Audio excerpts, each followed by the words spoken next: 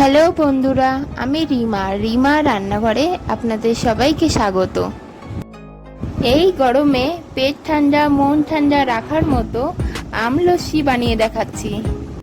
প্রথমে 1 গ্লাস দুধ নিয়ে ভালো করে ফুটিয়ে নেব। দুধটা ভালো করে ফুটিয়ে নিয়ে তাতে আমি 1 বাটি চিনি দিয়ে ভালো করে জাল দিয়ে নেব, যতক্ষণ না দুধটা গাঢ় হয়ে যাচ্ছে।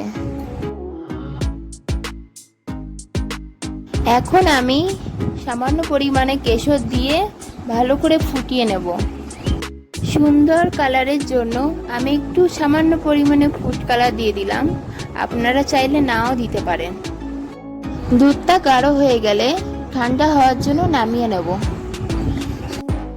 দেখুন বন্ধুরা, দুধটা কত সুন্দর কালার হয়ে গেছে। এবার 4টা আম নিয়ে ভালো করে ধুয়ে ছাড়িয়ে নেব। আমগুলো আমি গ্রেটারে গ্রেট করে নেব, আপনারা চাইলে হাত দিয়ে কচলে নিতেও পারেন।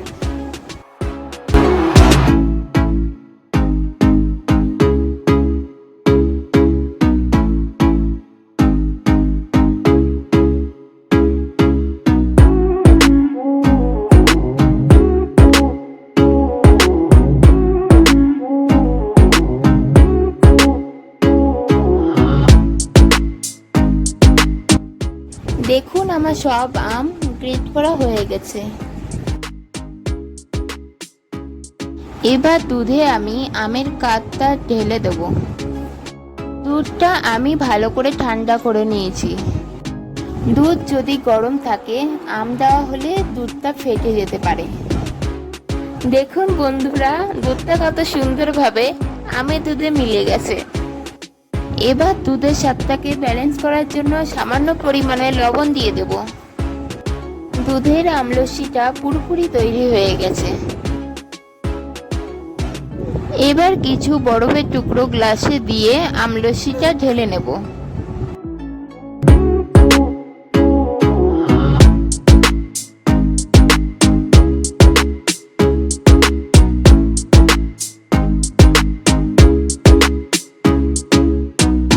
এবার লস্যির স্বাদ বাড়ানোর জন্য কিছু আমের টুকরো দিয়ে দেব। বন্ধুরা, এই গরমে লস্যিটা বানিয়ে খাবেন, আর ভালো লাগলে আমাকে কমেন্ট করে জানাবেন এবং সাবস্ক্রাইবও করে দেবেন।